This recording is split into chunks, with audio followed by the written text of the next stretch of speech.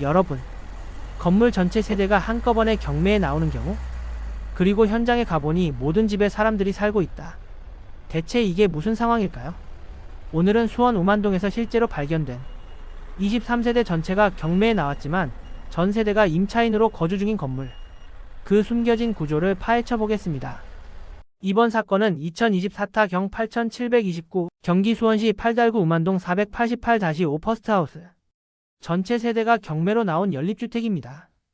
건물은 2021년에 신축된 도시형 생활주택으로 총 5층 구조의 연립주택입니다. 전 세대가 같은 소유자 명의로 되어 있습니다. 우만동은 팔달구청과 행정복지센터가 인접한 생활밀집 지역으로 주변에는 다세대 다가구 점포주택이 혼재하고 있습니다. 도심 접근성도 좋고 아주대, 수원시청 생활권과도 가까워서 임대 수요가 꾸준히 유지되는 지역입니다.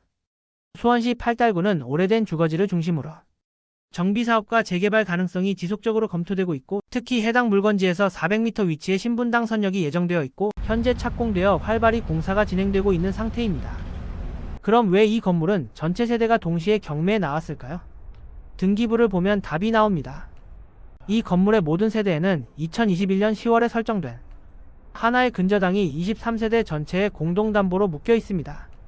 즉, 이 건물은 처음부터 소유자 한 명이 전체 세대를 임대사업 형태로 운영해왔고 분양이 아닌 통임대 구조로 관리되어 온 거죠.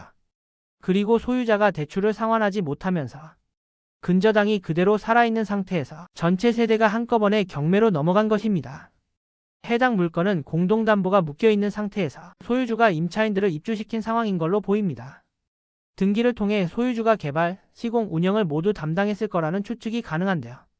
건물 완공 이후 분양을 하려 했지만 실패했거나 아니면 미분양을 예상하고 처음부터 건물 전체를 임대사업자로 전환했을 가능성이 높습니다.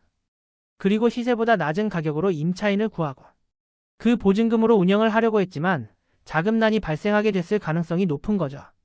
그러니 현재 거주 중인 세입자들은 전세 사기를 당한 상황이거나 경매 진행을 예상하고 소유주와 협의하에 낮은 월세인 소위 깔세라는 것으로 입주했을 가능성이 높습니다. 감정평가서를 보면 몇몇 호수는 주택임차권 등기가 되어 있고 나머지는 임대관계 미상으로 처리되어 있습니다. 중요한 것은 이겁니다. 이 건물의 말소기준 권리는 2021년 10월의 근저당입니다. 그리고 이 근저당 이후에 설정된 모든 임차권, 전세보증금 확정일자들은 경매로 모두 소멸합니다. 즉, 후순위 임차권은 매수자가 인수하지 않습니다. 다만 예외가 하나 있습니다. 근저당보다 먼저 전입한 임차인이 있었다면 그 임차인은 대항력이 생기기 때문에 보증금을 인수해야 하는데요. 이 건물은 2021년 신축과 동시에 담보가 잡혔기 때문에 근저당보다 먼저 전입한 임차인이 존재할 가능성은 사실상 매우 낮습니다. 하지만 안전하다는 말은 아닙니다. 경매에서 항상 확인해야 할 세 가지가 있습니다. 첫째, 임차인의 전입일과 확정일자. 대항력 있는 임차인이 있는지 반드시 확인해야 합니다. 둘째, 점유자 확인. 실제 누가 살고 있는지, 보증금은 얼마인지, 현장 인터뷰가 매우 중요합니다. 셋째, 명도 난이도. 전체 세대가 경매로 나온 건물은 임차인들이 서로 정보 공유를 하기 때문에 명도 협상이 쉽게 되는 경우도 있고 반대로 집단적으로 어려워지는 경우도 있습니다. 한 문장으로 정리하면 이렇습니다.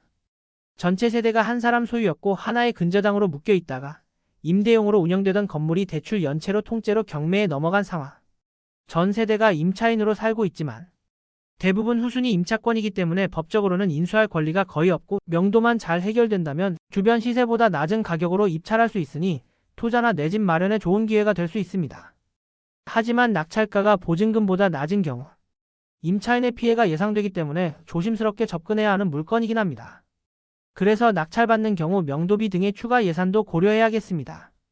마지막으로 물건 번호가 여러 개인 경매는 각 물건 번호의 매물이 모두 낙찰이 된 후에야 배당이 진행됩니다.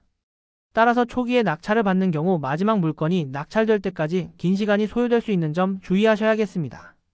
여러분, 경매를 배운다는 것은 단순히 부동산 하나를 낙찰받는 것뿐만 아니라 나와 가족 혹은 지인이 권리상 문제가 있는 집을 계약하려 할 때 미리 리스크를 인지하여 피할 수 있는 능력을 기른다는 의미도 포함됩니다. 앞으로도 경매 물건을 분석하면서 좋은 컨텐츠와 정보를 공유하도록 하겠습니다. 오늘 분석은 여기까지입니다. 감사합니다.